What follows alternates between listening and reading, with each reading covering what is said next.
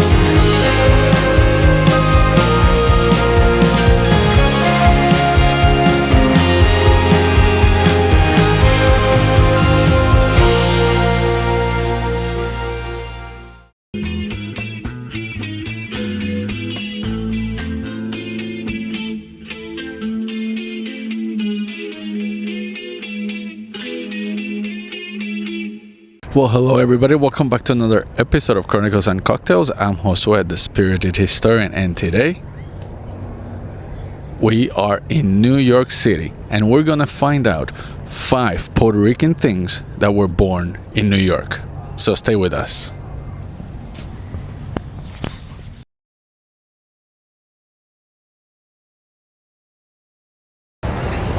So in this episode, we're going to talk about 5 Puerto Rican things that were created, invented in New York City.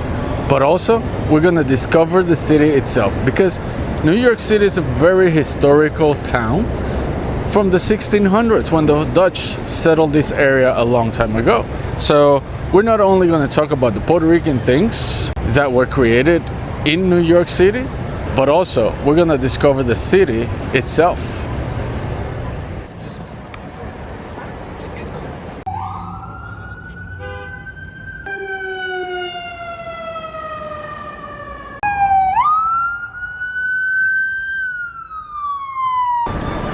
New York is full of historic places, historic landmarks, historic events.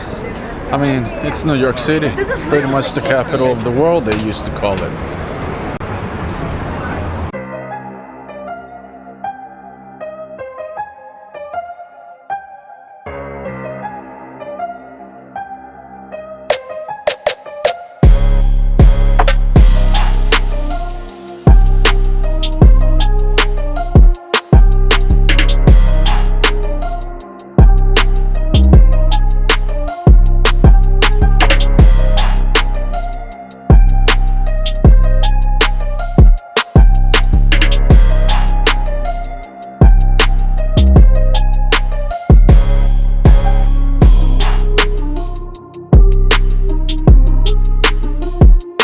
Before New York became the financial capital of America, before the skyscrapers, before Times Square, before millions of immigrants arrived through Ellis Island, this was a Dutch trading colony called New Amsterdam, a small settlement founded by the Dutch in the early 17th century at the southern tip of Manhattan. But even then, New York was already becoming something unusual. A city built from movement, from trade, from immigration, from different peoples forced to live beside one another. The Dutch were followed by the British. New Amsterdam became New York in 1664 after the English took control of the colony. And over the next centuries, the city grew rapidly into one of the most important ports in the Atlantic world. Ships arrived constantly. Europeans, Caribbean merchants, Irish immigrants, Italians, Jews fleeing persecution, African Americans escaping the South, and eventually Puerto Ricans. And entire Puerto Rican communities emerged in places like Spanish Harlem, the Bronx, Brooklyn, and Manhattan itself. Over time, Puerto Ricans helped reshape New York City, its music, its food, its politics, its language, its neighborhoods. But something else happened too. New York also reshaped Puerto Ricans, because many of the things now considered deeply Puerto Rican were not created on the island. They were created here, in the streets of New York City. And that's the story I'm telling you today.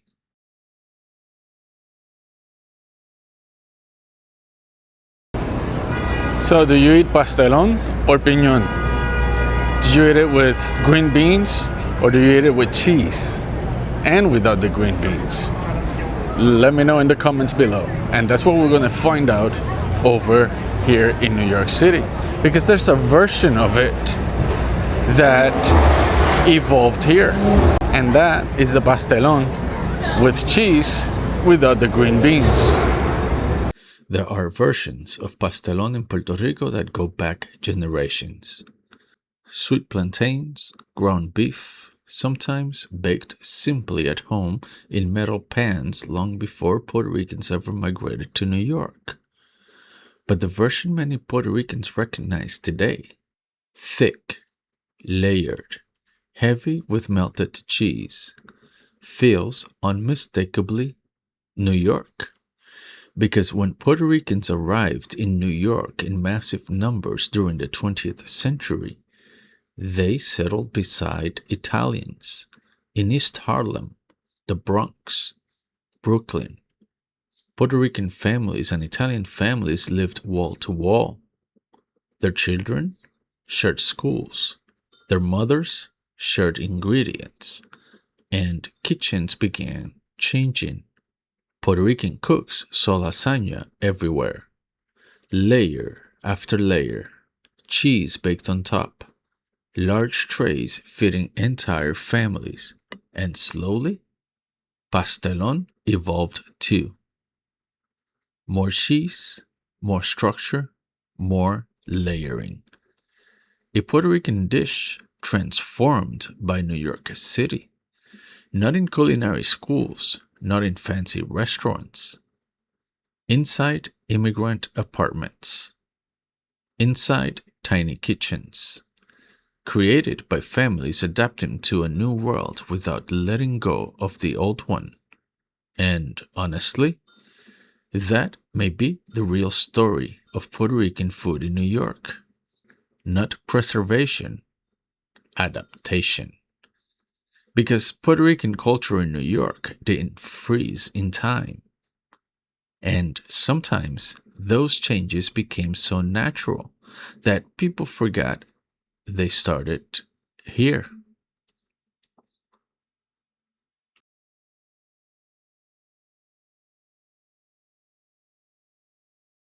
So we love Irish pubs and we love to eat. So we are going to go to the different places that are really old. So stay with us.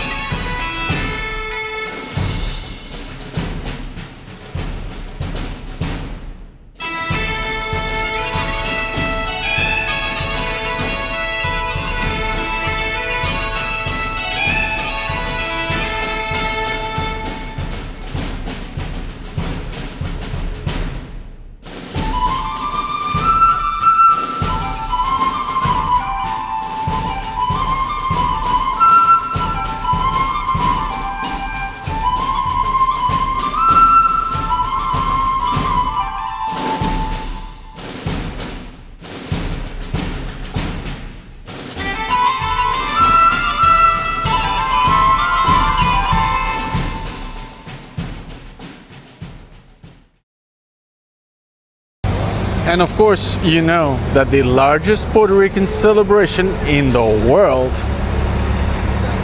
runs through this avenue, Fifth Avenue, and that's the Puerto Rican Day Parade. Every year, Fifth Avenue in Manhattan transforms into something unmistakably Puerto Rican. Flags everywhere, music echoing between skyscrapers, entire families dressed in red, white, and blue. And for a few hours, the center of New York City becomes Puerto Rican.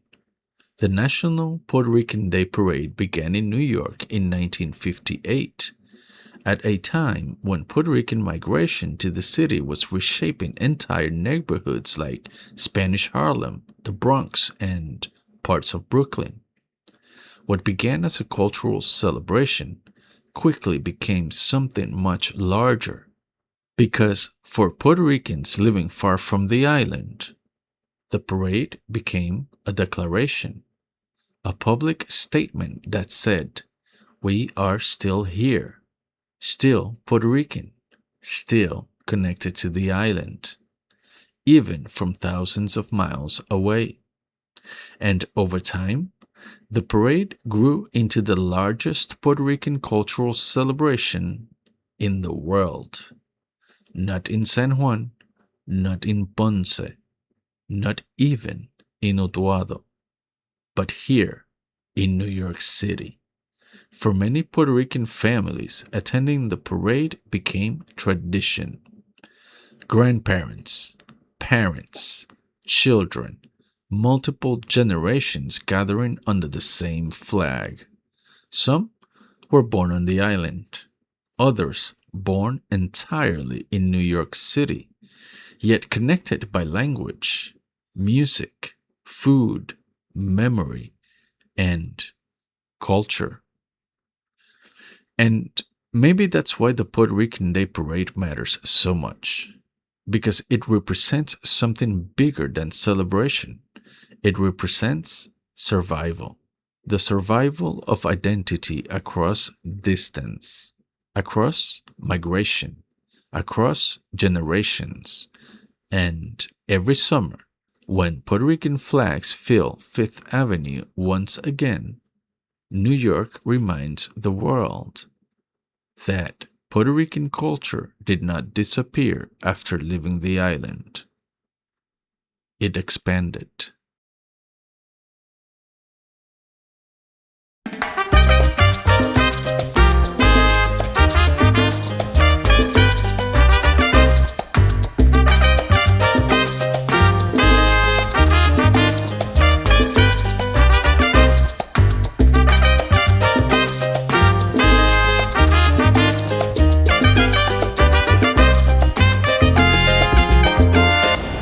You know, salsa may have Caribbean roots, but the version that conquered the world exploded from New York City. Salsa did not emerge from nowhere. Its roots stretch across the Caribbean, Puerto Rican, African rhythms, jazz, the entire Caribbean itself. But the sound that the world now recognizes as salsa was sharpened, commercialized, and exploded into global culture right here in New York City, especially during the 1960s and 70s. At the time, New York was overflowing with Puerto Rican migration, and inside crowded neighborhoods of the Bronx, Spanish Harlem, and Manhattan, young Puerto Rican musicians were transforming Latin music into something harder, faster, more urban. This was no longer ballroom music for elites. This was street music, music for immigrants, factory workers, taxi drivers, neighborhood bars. And then came Fania Records, founded in New York in 1964. Artists like Willie Colon, Hector Lavoe, Ray Barreto, Larry Harlow, and many others turned salsa into an international phenomenon. And even though salsa belongs to many cultures, Puerto Ricans became some of its greatest voices, its greatest stars, its greatest storytellers. Because salsa in New York sounded exactly like New York itself. Loud, fast, passionate, chaotic. A Caribbean heartbeat inside an American city. And from these streets, Puerto Rican musicians helped send salsa across the world. This wasn't tropical postcard music anymore. This was music for workers, for lovers, for survivors. This was city music.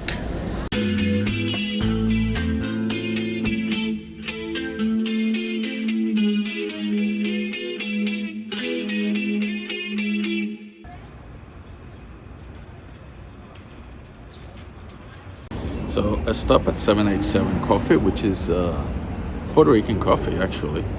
So we're gonna try it. This is how connected Puerto Rico and New York City are. Drink the same coffee.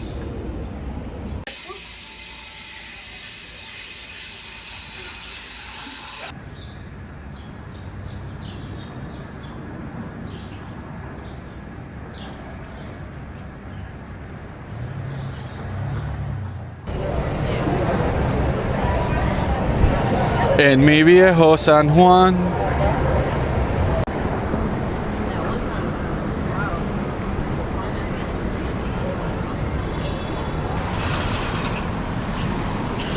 One of the most emotional Puerto Rican songs ever written was written here in New York City, not in Puerto Rico.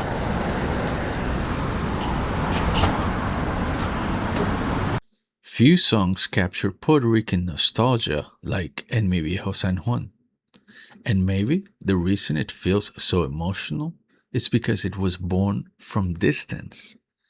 The song was written in 1942 by Noel Estrada while living in New York City. At the time, Puerto Rican migration to New York was rapidly increasing. Thousands of Puerto Ricans were leaving the island searching for work, survival, and opportunity. But even as they built new lives here, many carried a profound homesickness, and Noel Estrada captured that feeling perfectly. Not through politics, not through speeches, but through memory. The song speaks about returning someday, walking old streets again, remembering childhood, remembering Puerto Rico itself. And for Puerto Ricans living in New York, the song became almost sacred because it expressed something many struggled to explain: the pain of leaving home while still loving it deeply. Over time, En Mi Viejo San Juan stopped being simply a song. It became a collective emotion, an anthem of the Puerto Rican diaspora. And maybe that's the irony. One of the songs most associated with Puerto Rico was created far away from the island itself, here in New York.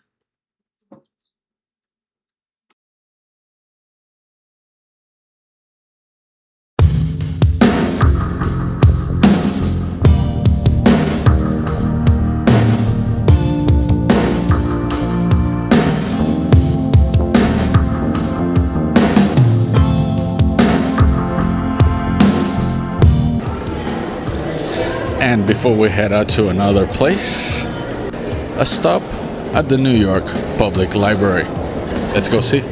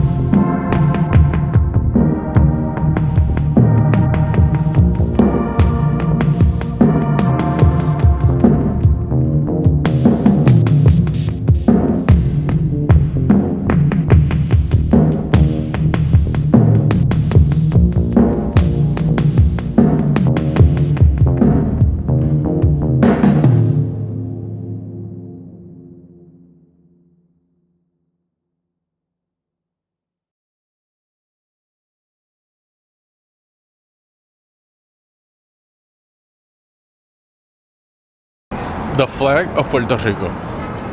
Seriously, the flag of Puerto Rico.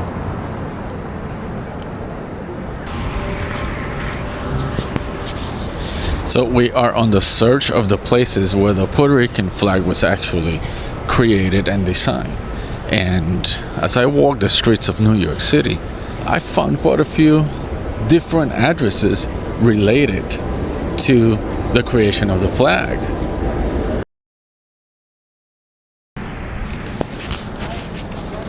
So I'm right at the place where the Puerto Rican flag was presented in 1895. It's in this corner, 25th, West 25th and 6th Avenue. It was here at the Partido Revolucionario Cubano. And you might have passed through here and not even realize it. But when you look at it, in 1895, the flag was presented. And from then, well, you know, it's history. We had a new flag, and then in 1952, that same flag was adopted by the Commonwealth of Puerto Rico. Right there. That zone right there. Now, when you think about it, out of all the things that are so Puerto Rican, the one thing that represents all Puerto Ricans, no matter what their beliefs are, no matter what their political ideology is, the flag is the one thing that represents all of them. All of us, whether born on the island or elsewhere. Most people assume the Puerto Rican flag was born in Puerto Rico, but it wasn't. The modern Puerto Rican flag was approved in New York City in 1895.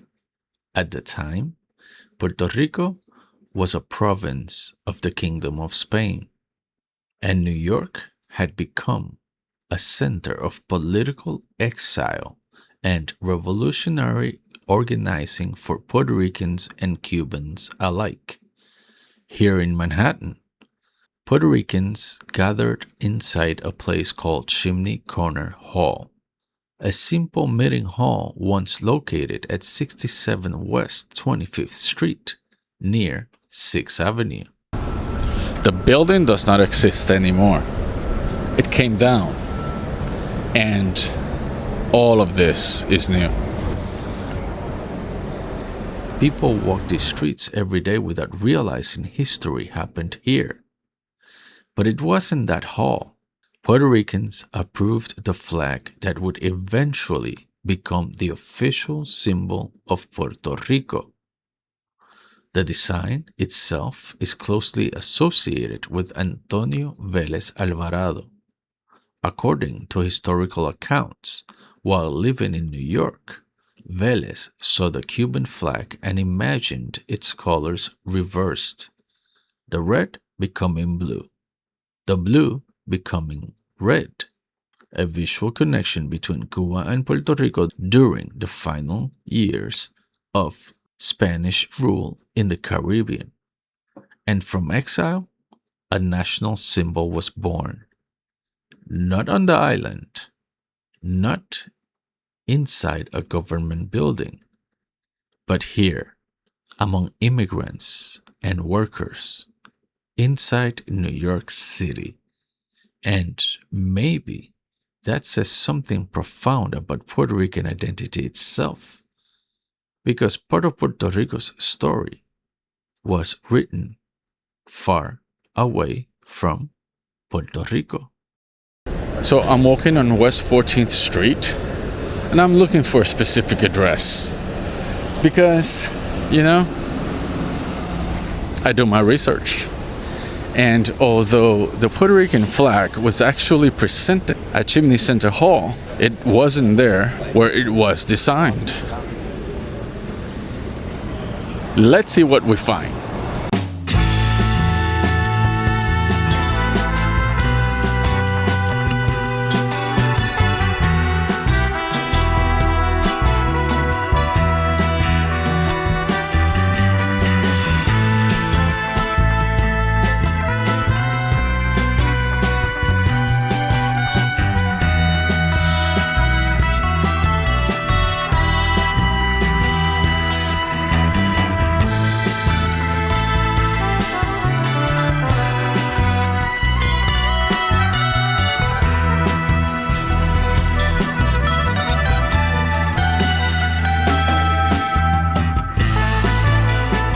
So it was here where Antonio Alvarado Vélez lived at the end of the 1800s.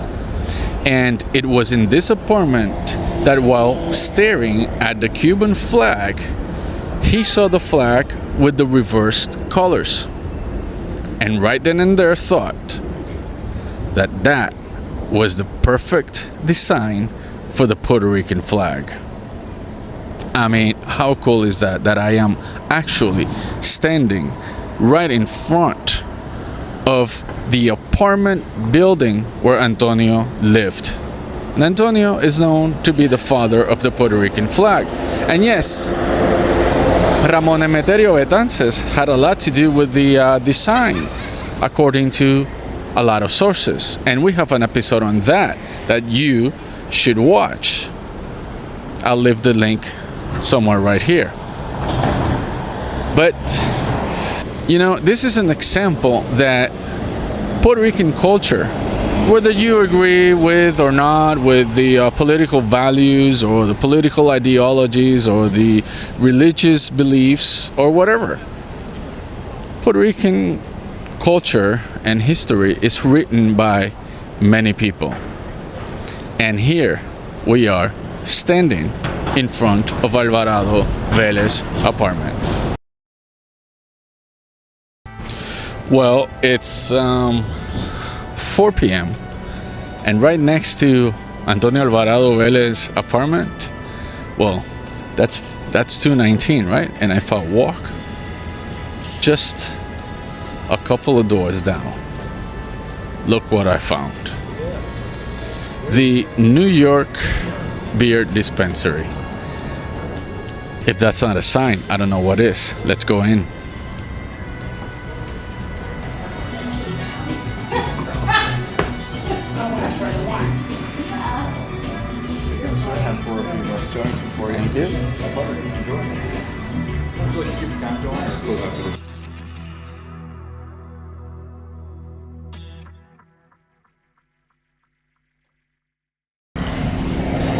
Now think about this.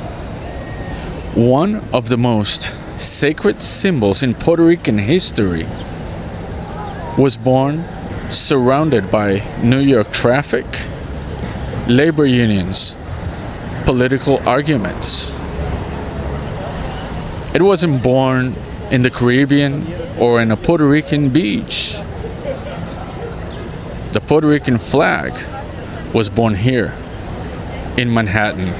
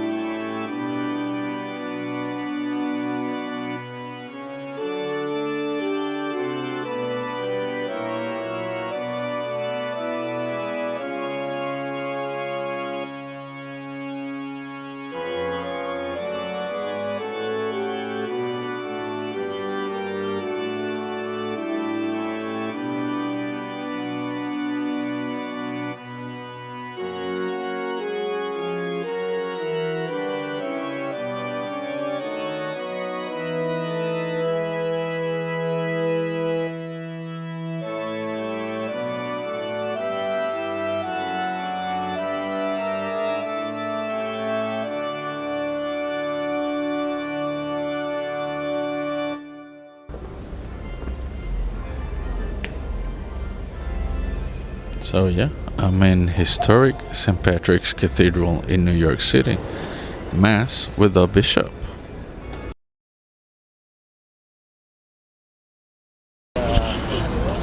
Some of the most Puerto Rican things were born far away from Puerto Rico.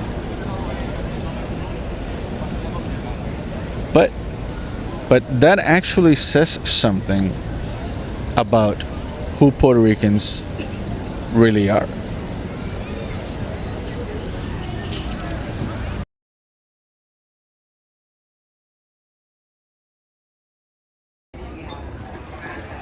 The first year.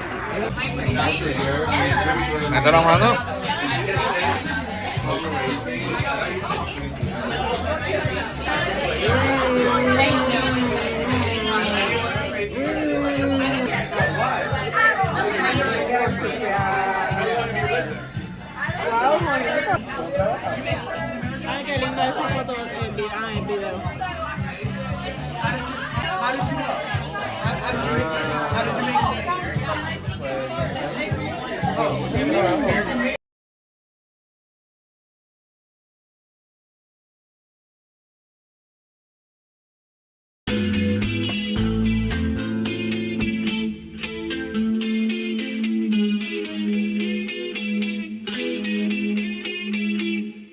At some point, Puerto Ricans in New York City stopped being simply Puerto Ricans living abroad and became something new. Nuyorican. And they're still part of Puerto Rican culture overall, and they are the descendants of Puerto Ricans from the islands.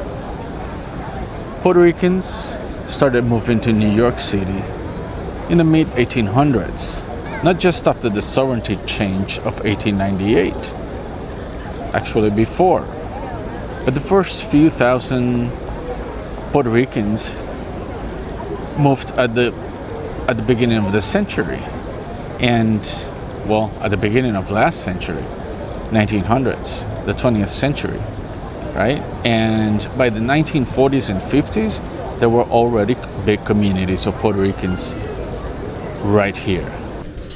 That's the strange thing about Puerto Rican identity. Sometimes, the further away that Puerto Ricans got from the island, the more Puerto Rican they became. So now we're at the end of our trip, and we had a great time in Manhattan, especially in the Chelsea area. So, yeah, let me know, where have you been in New York City? Where have you been in Manhattan? And what other Puerto Rican things you think were created in New York City? And let me know, where should I go next in New York City? Leave it in the comments.